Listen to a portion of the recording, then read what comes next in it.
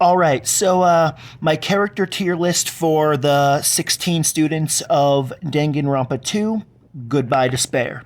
Now this list was much harder to make than the list for the original game, partially because I think that overall the cast for the sequel is actually a hell of a lot stronger than the cast for the original game. So just it was a lot harder to be like character bad, character good, and and then also in addition to that, the amount that characters change as they go through their character arcs is also a lot more than than in the original, and therefore my opinions of characters changing as I played through the game was much more frequent with the second game. So I feel like that. So let's explain ones that I think a lot of people will maybe be like, "Wait, what? Really?" Let's just start at the bottom, work our way up. So with Mikon, the reason why I don't like Mikon is partially because I've never been a fan of the trope of the professional is a ditzy airhead who trips over themselves and boom, panty shot. Especially considering that usually that trope is usually in the category of something that you've been looking forward to or wanting to happen is about to happen, but it gets stopped because of the klutzy character tripping over herself. And but also Mikon is hard because it's also true that I also have a lot of ill will towards her due to the fact that she killed Ibuki. However, it's the emotions there are complicated because it's also true that in this entire game, Chiaki is the only character who actually dies, and therefore Mikon is not actually guilty of killing Ibuki when she kills Ibuki. And it's also true that later in the timeline, Mikon does save Kyoko. So that just makes it really. But I also feel like that I chose to put her in F tier because I feel that the emotions that I felt in the moment as I was playing through the game are more important than is more important than logic, and it's more important than like hindsight. Then Teru is just a generic perv, and Hyoko's just like, the generic snotty child.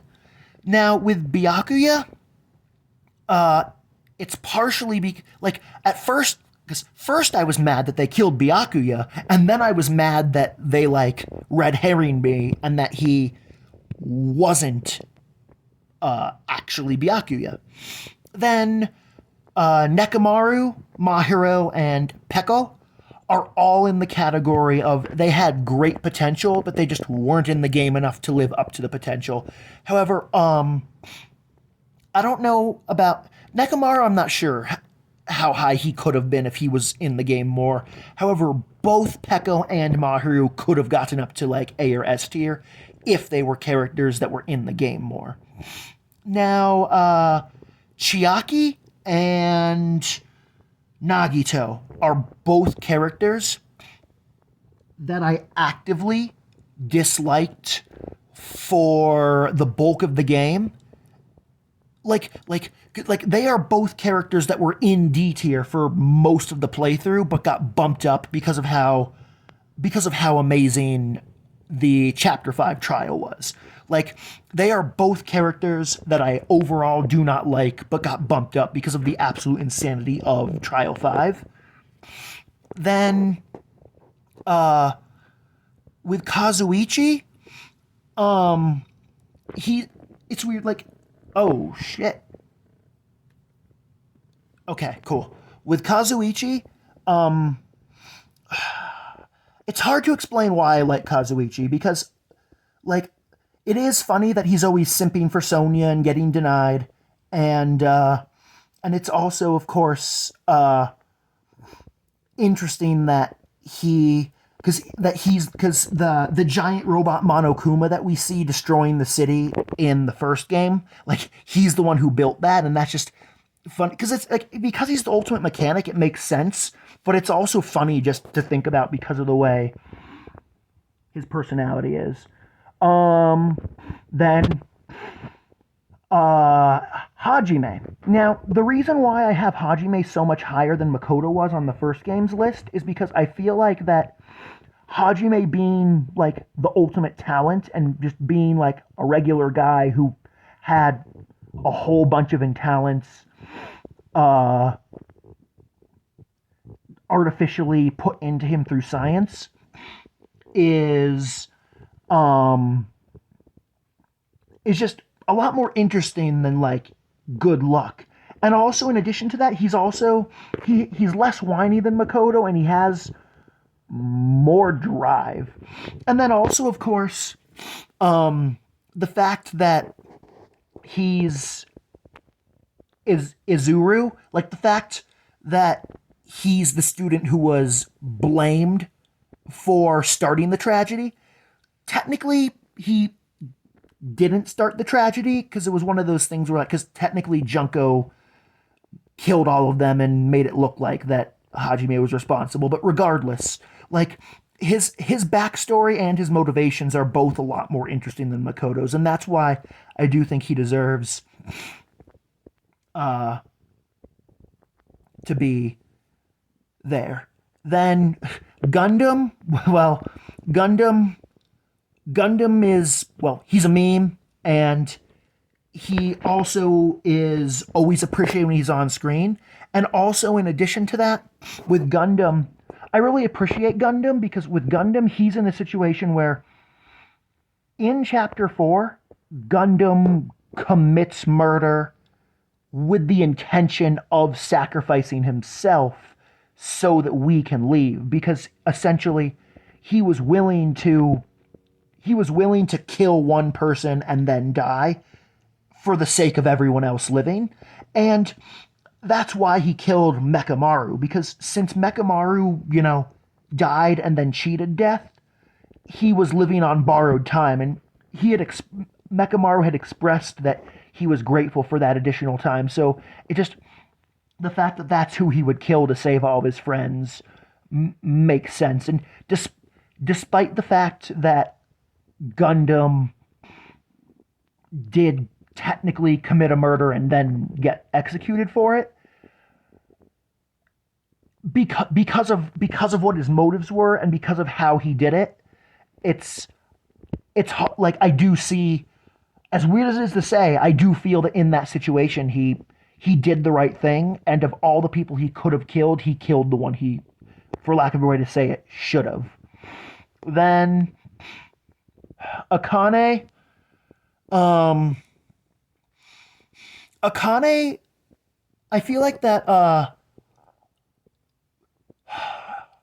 I'm trying to think of how because I feel like that Akane, Sonya, and Fuyuhiko are all very neck and neck, and that it's hard to explain. Because with Fuyuhiko, it's because it's not just his relationship with Pekka in the early game and the fact that, like, and then there's also, of course, like the whole eye patch thing and the Senpeku thing, and then there's also even just like all the details from the Twilight Syndrome murder trial. But it's just, and also like really all five of these top five, like everyone above Hajime is just super likable, super charismatic, and they steal the show, and all of them are, when they're on the screen, the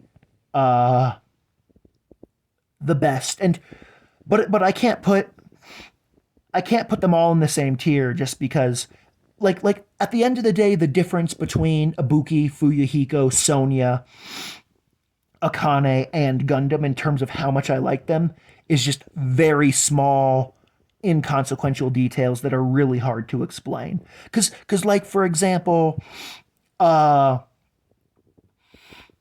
like like I love how carefree Akane is, and I like how much she grows because of what happens with Nekamaru and Mekamaru. And then uh and then Sonia has a lot of the whole cute misunderstandings due to being a foreigner, but also being strong willed and determined. And then Fuyahiko has the whole used to be a bad guy but got reformed thing. And then Ibuki is fucking Ibuki. And I don't know why, but for some reason the fact that Ibuki has super hearing is something that I just really like. Like just the fact like yes, this musician has super hearing is just like I don't know why I like that. And then also like she's super bubbly and super energetic, but she also doesn't feel like an airhead and doesn't feel stupid. And she also definitely has the best character design in the entire game. If we were only talking about character designs and nothing else, the top three are Ibuki, Peko, and Gundam in that order. So, yeah. And so there you have it. Danganronpa 2 tier list. So, thanks for watching, and until next time, peace.